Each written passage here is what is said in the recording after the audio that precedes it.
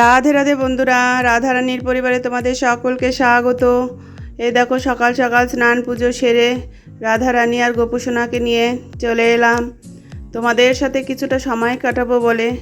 এই দেখো আমার গোপুসোনা সেজে গুজে কি সুন্দর বসে আছে তোমাদের সাথে দেখা করার জন্য। আর এই দেখো আমার রাধারানী। তো চলো গোপুসোনা আর রাধারানীর আশীর্বাদ নিয়ে চলে যাই রাধারানীর রান্নাঘরে। দেখা যাক আজকে তোমাদের সাথে কি রেসিপি শেয়ার করা যায়। তো চলে এলাম রান্নাঘরে। আজকে রান্নাঘরে দেখাবো তোমাদের একটি বেগুনের রেসিপি।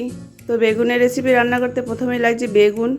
এই বেগুনটাকে আমি 4 টুকরো করে কেটে নিয়েছি, কেটে ধুয়ে পরিষ্কার করে নিয়েছি।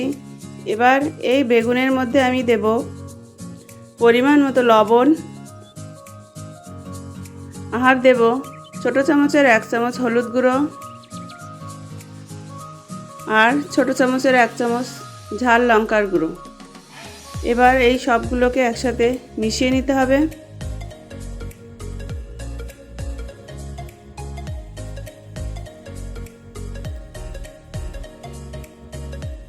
বেগুন লঙ্কা সব মেশানো কমপ্লিট। এবারে বেগুনটা রান্না করার জন্য মশলা তৈরি করে নিতে হবে। তো চলো মশলাটা তৈরি করে নিই। প্রথমেই আমি দিয়ে দিলাম একটা টমেটো, আর দিয়ে দিলাম কিছুটা চীনাবাদাম। এবার দিয়ে দিলাম 1 চামচ মগজ, আর একটুখানি সাদা সর্ষে, হাফ চামচ পোস্ত,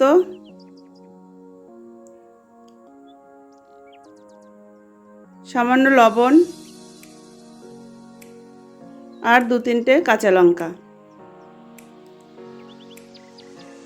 এবার অল্প জল দিয়ে এই মশলাটাকে ভালো করে পেস্ট করে নিতে হবে। দেখো মশলাটা আমার পেস্ট করা হয়ে গেছে। তো এবার আমি বেগুনগুলোকে ভেজে নিতে হবে। তো চলো কড়া বসিয়ে দিলাম। কড়া গরম হয়ে গেলে দিয়ে দিলাম সরষের তেল। তেলটা গরম হয়ে গেলে আমি এক এক করে বেগুনগুলোকে দিয়ে দেব। আর বেগুনগুলো যখন তেলে দেবেন, বেগুনগুলো উল্টো দিকটাই আগে দেবেন। এই সামনের দিকটা যদি আগে দেন তাহলে বেগুনটা কি হয়, ফেটে বেরিয়ে আসে, তো দেখতে ভালো লাগে না। তো এইভাবে যদি দেওয়া হয় তাহলে বেগুনগুলো সুন্দর থাকে। ওই দিকটা আমার হয়ে গেছে। এবার আমি বেগুনগুলোকে ওপাশটাও ভেজে নেব।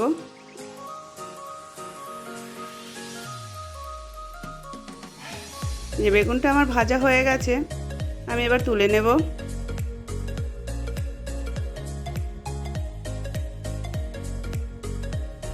এইভাবে আমি বাকি বেগুনগুলোও ভেজে নেব।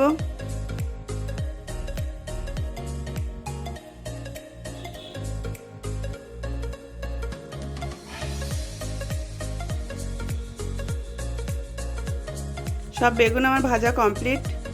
এবার আমি এই তেলের মধ্যে দিয়ে দেব কালো জিরে ফোড়ন, আর দিয়ে দেবো একটু তেজপাতা, আর এলাচ, আর এক টুকরো দারচিনি। আর তেলের মধ্যে দিয়ে দেবো সামান্য চিনি, আর হাফ চামচ হলুদ গুঁড়ো। ফোড়নটা ভাজা হয়ে গেলে আগে থাকতে পেস্ট করে রাখা মশলাটা দিয়ে দেব।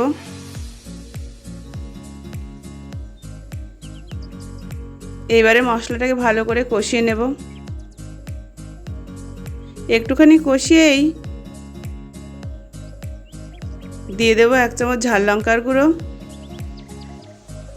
আর 1 চামচ জিরে গুঁড়ো, পরিমাণ মতো লবণ। এবারে আবার মশলাটাকে ভালো করে কষিয়ে নিতে হবে।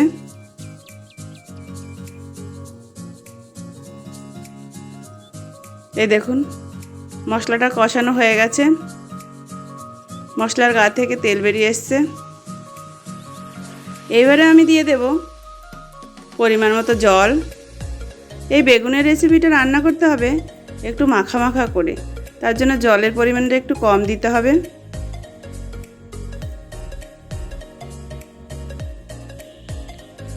জলটা ফুটে উঠলে দিয়ে দেব বেগুনগুলো। ভেজে রাখা বেগুনটা ঝোলের মধ্যে দিয়ে দিলাম। এবারে একটু ফুটে উঠলে পরে দিয়ে দেব কাসুরি মেথি,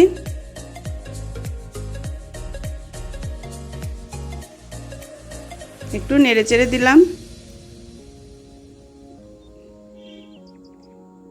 এইবারে দেব 1 চামচ ঘি,